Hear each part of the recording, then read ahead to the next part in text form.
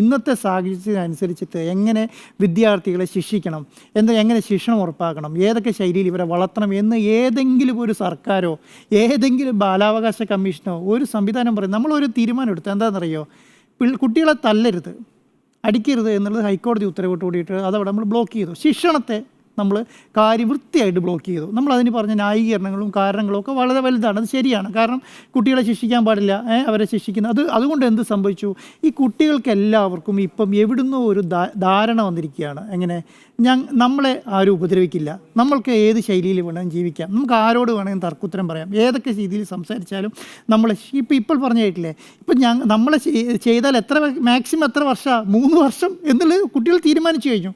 മനസ്സിലായോ? നമ്മൾ പണ്ട് കാലങ്ങളിലെ പോലെ 18 വയസ്സും 19 നമ്മുടെ ഒരു പൗരനാകുക എന്ന് പറയുന്നത് 18 വയസ്സിന് ശേഷമാണല്ലോ.